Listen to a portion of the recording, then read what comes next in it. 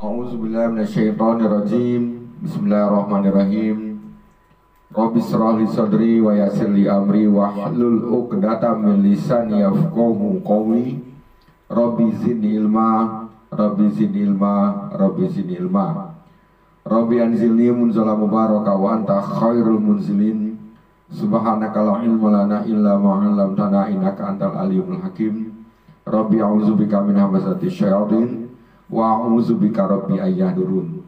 Innahu min Sulaiman wa innahu bismillahirrahmanirrahim. Allahumma sholli ala Muhammad wa ala alihi Muhammad kama sholaita ala Ibrahim wa ala ali Ibrahim wa barik ala Muhammad wa ala alihi Muhammad kama barakta ala Ibrahim wa ala alihi Ibrahim innaka Hamidum Majid. Assalamualaikum warahmatullahi wabarakatuh. Ma'asyiral muslimin yang berbahagia, di mana saja Anda berada, mari kita teruskan pengajian kita. Pada kesempatan yang berbahagia ini, kita akan membahas suratnya Al-Baqarah, ayatnya dari 168 tentang makanan halalan thayyiban mubarakah. Ma'asyiral muslimin yang berbahagia, mari kita lihat Qur'annya semua, suratnya 2, ayatnya 168. Allah berfirman, A'udzubillahi minasyaitonirrajim. Bismillahirrahmanirrahim. Ya ayyuhan nas, kulu mimma fil ardi halalan thayyibah wala tattabi'u khutuwatis syaitan innahu lakum aduwwum mubin. Di dalam ayat ini Allah terangkan bahwa ditujukan kepada seluruh manusia. Manusia yang dikatakan ya ayuhan nas, hai manusia, sekalian manusia yang ada di muka bumi ini, yang ada di seluruh dunia ini. Muslim, non-muslim, Islam, non-Islam, Kristen maupun agama yang lainnya, tapi dikatakan oleh Allah, hai manusia. Apa? Allah ingatkan, makanlah makanan yang ada di bumi ini yang halal lagi baik. Itu perintahnya.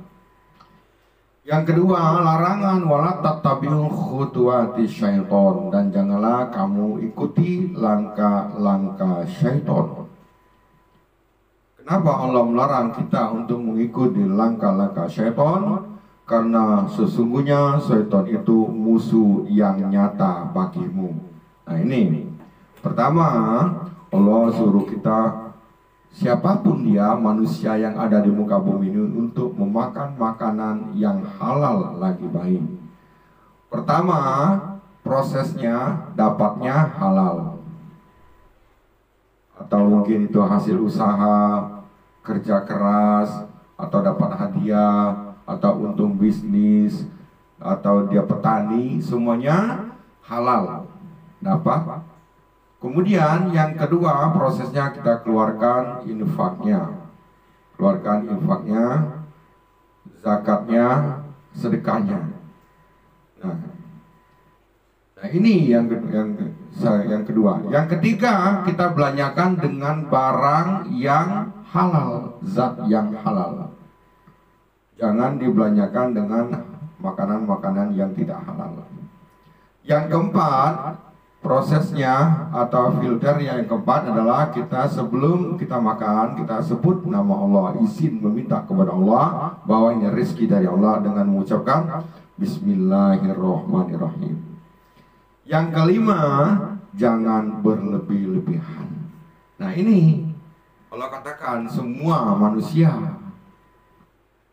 Karena kalau kita tidak memakan makanan yang halal, di hadis mengatakan bahwa inna syaiton yajri lini bni adam majrad dam. Setan mempengaruhi manusia masuk ke dalam tubuh manusia itu melalui aliran darah. Sementara darah kan dari makanan. Kalau makannya tidak halal, berarti setan ikut masuk ke dalam aliran darah. Kalau darah ngalir ke mulut, mulutnya suka ngomong-ngomong yang tanpa terkontrol. Semua apa yang di kebun binatang keluar. Kalau darah ngalir ke tangan, tangannya suka megang-megang yang tidak halal. Kalau darahnya ngalir ke mata, matanya melotot. Begitu. Kalau darahnya ngalir ke otak, otaknya ngeras, pikirannya negatif, selalu negatif. Semua orang itu jahat. Jadi orangnya suka curigaan. Kalau darahnya ngalir ke kaki, kakinya senang dengan berjalan-jalan di jalan yang haram. Nah, oleh karena itu makanya kita harus menjaga makanan. Bahkan di ayat yang lain Allah katakan falyanzur insanu ila ta'am. Hendaklah manusia itu memperhatikan makanan. Nah, itu makanannya bukan makanan kita pelototin, kita lihat ini ada semutnya apa enggak, bukan seperti itu saja.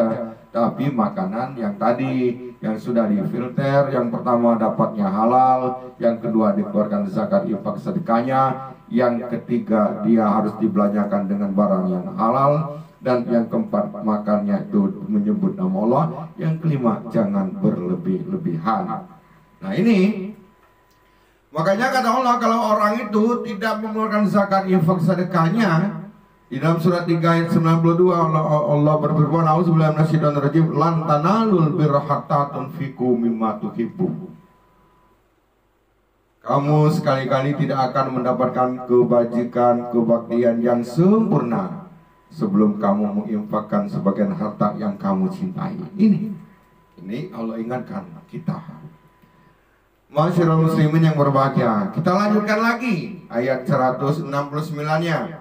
Auzubillahi minasyaitonirrajim. Bismillahirrahmanirrahim. Sesungguhnya setan itu hanya menyuruh kamu berbuat yang keji, berbuat yang jahat, dan mengatakan apa yang tidak kamu ketahui tentang Allah. Ini proyeknya.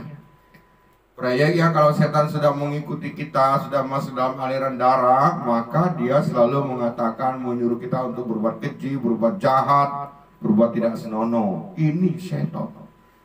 Makanya kita itu penting. Padahal kita sudah dikasih tahu oleh Allah bahwa setan itu musuh yang terang, musuh yang nyata bagi kamu. Itu. Kenapa? Memang setan itu sakit hati kepada Bani Adam itu. Sakit hati. Di mana dulu waktu Allah berfirman, "Dam turunlah," Allah telah menciptakan Adam untuk khalifah di muka bumi. Seluruh disuruh oleh Allah sujud, malaikat sujud semua, tetapi iblis tidak mau sujud. Kenapa dia tidak sujud? Katanya, aku lebih baik daripada dia. Sementara aku diciptakan dari api, sementara Adam diciptakan dari tanah. Mana mungkin aku mau? Bahkan dia itu diciptakan baru, sementara saya udah lebih dahuluan. Tidak mungkin lah saya mau sujud kepada dia. Padahal Allah tuh menyuruh dia sujud itu sebagai penghormatan. Tetapi karena dia membangkang, membantah, maka kata Allah, kamu keluarlah kamu dari surga. Keluar. Nggak boleh kamu tinggal di surga. Tidak berhak kamu tinggal dalam surga. Ini karena kamu sombong, kesombongan kamu, maka kamu keluar. Nah, ini. Nah, setelah dia keluar, oke, karena setan, kalau memang saya harus keluar, saya minta tanggung, minta janji, usia saya harus panjang. Saya minta dipanjangkan usiaku untuk apa? Untuk menggoda anak cucu keturunan Adam. Nah, ini makanya setan ini musuh yang nyata bagi kita. Oleh karena itu makanya kita lihat lagi ayat berikutnya 170-nya. Auzubillahi minasyaitonirrajim. Bismillahirrahmanirrahim. Dan apabila dikatakan kepada mereka, ikutilah apa yang telah diturunkan Allah, mereka menjawab tidak. Ini kalau orang sudah digoda oleh setan. Kalau orang tidak menjaga makanan yang halal tadi, dia orangnya hatinya keras, membatuk, tidak mau. Disuruh untuk mengikuti apa yang Allah ajarkan di dalam Al-Quran. Apa katanya? No, tidak. Kami akan mengikuti apa yang telah diajarkan oleh nenek moyang kami. Sementara nenek moyangnya kan belum ngaji. Nah, ini bahayanya Makanya kita tetap ngaji penting. Itulah kita penting untuk ngaji supaya kita tidak terjerumus mengikuti langkah-langkah syaitan. Perumpamanya kalau orang yang sedang mengikuti syaitan ini, orang kafir itu, orang yang menentang Allah, sama seperti orang yang memanggil hewan ternaknya. Kalau dipanggil tapi dia nggak dengar. Di ayat 171-nya, Auzubillahi minasyaitonirrajim, perumpamaannya bagai menyuruh orang-orang kafir adalah seperti pengembala yang meneriaki binatang yang diternaknya itu, tetapi tidak dengar. Ya kambing, Bing, sini makannya yang enak di sini. Tapi dia nggak dengar, nggak dengar. Mereka tuli, bisu, nggak bisa mendengar dan juga nggak bisa berbicara. Ini sama. Nah, makanya kita ini perlu ngaji, perlu baca Quran, baca ayatnya. Nah ini tadi dikatakan hai orang seluruh manusia. Nah sekarang ada ini orang-orang yang beriman. Diingatkan lagi oleh Allah ayat 172-nya. Auzubillahi minasyaitonirrajim. Bismillahirrahmanirrahim. Ya ayyuhallazina amanu kulu min thayyibati ma razaqnakum washkuru lillahi in kuntum iyyahu ta'budun. Shadaqallahul azim. Wahai orang-orang yang beriman, makanlah dari rezeki yang baik-baik yang kami berikan kepadamu, dan bersyukurlah kepada Allah jika kamu hanya menyembah kepadanya. Ini berarti kita diperintahkan oleh Allah untuk memakan makanan yang halal supaya kita bersyukur, pandai bersyukur kepada Allah Subhanahu wa taala.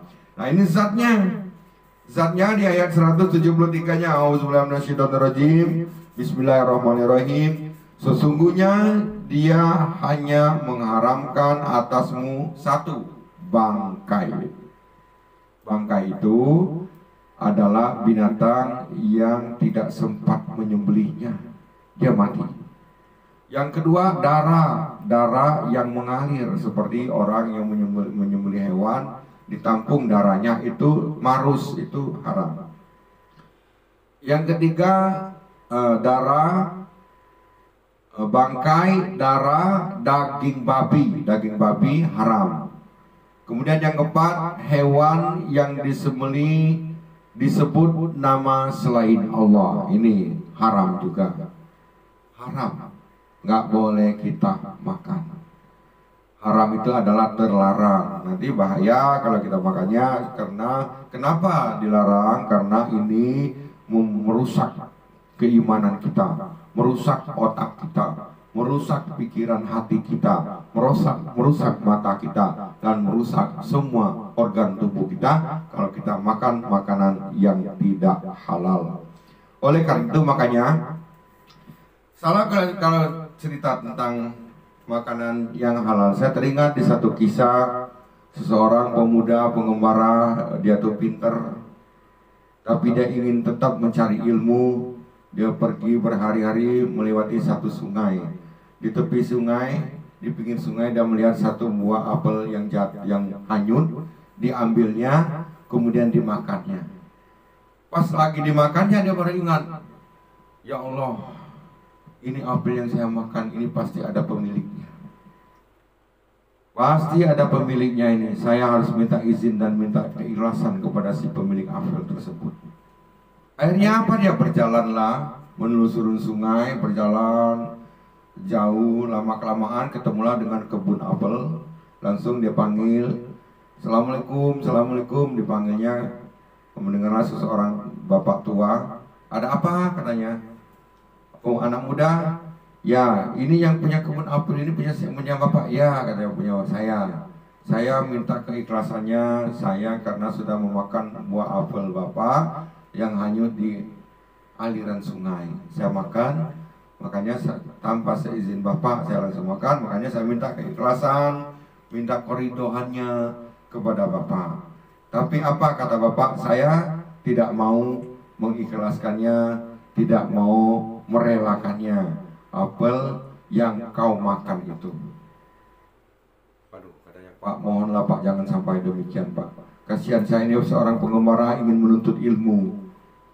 Ya, syaratnya ada kalau kamu mau. Kau harus menikahi anak gadisku, anak perempuanku. Mau nggak? Ya mau. Di mana dia Pak? Di sana.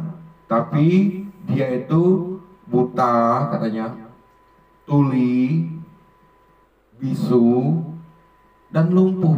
Waduh katanya. Ya gimana katanya? Ya tapi terserah kau lah, pilihan ada di kau. Kalau kau memang mau, baru bapak bisa mengikhlaskan buah apel yang kamu makan. Tetapi kalau kamu tidak mau, bapak tidak bisa mengikhlaskannya sampai kiamat. Akhirnya dengan karena dia tuh ingin minta keriduan dan keikhlasannya, dia disanggupinya untuk menikahi anak gadis bapak itu yang tadinya dikatakan dia buta, tuli, bisu, dan lumpuh. Silakan kau panggillah dia di sana, di tempat itu katanya. Setelah dipanggil, langsung dia mengucapkan assalamualaikum. Ternyata perempuan gadis anak bapak ini dia bisa jawab waalaikumsalam katanya. Ada siapa?